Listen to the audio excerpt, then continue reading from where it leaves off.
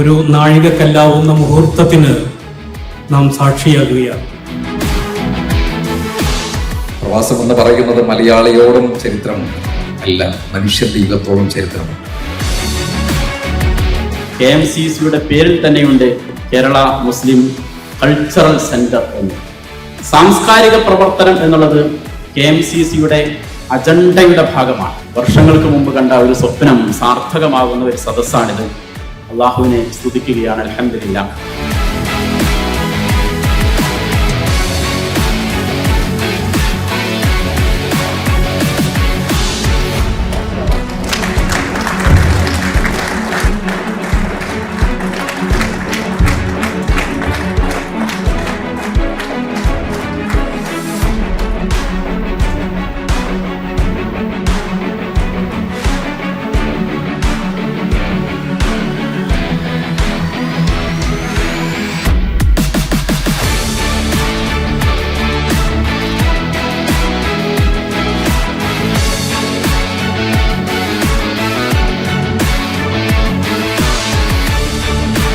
KMCCയുടെ ചരിത്രം ഒരു പുസ്തകത്തിൽ എഴുതി തീർക്കാവുന്നതാണെന്ന് ഞാൻ വിശ്വസിക്കുന്നു.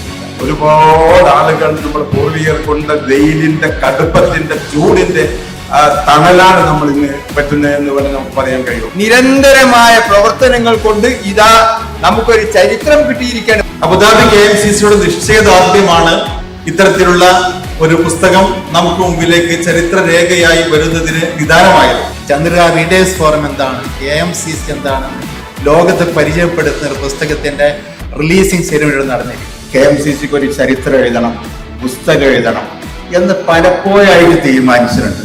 പക്ഷേ അത് അബുദാബി KMCCക്ക് മാത്രമാണ് പ്രാവർത്തികമാക്കാൻ കഴിയും. പുതിയ സിനിമകൾ ഇറങ്ങുന്നു, പുതിയ ചരിത്ര പുസ്തകങ്ങൾ വരുന്നു. അവിടെ ചരിത്രം വായിക്കാൻ നമുക്ക് കഴിയണം, ചരിത്രം രേഖപ്പെടുത്താൻ നമുക്ക് കഴിയണം, ചരിത്രം പഠിപ്പിക്കാൻ നമുക്ക് കഴിയണം.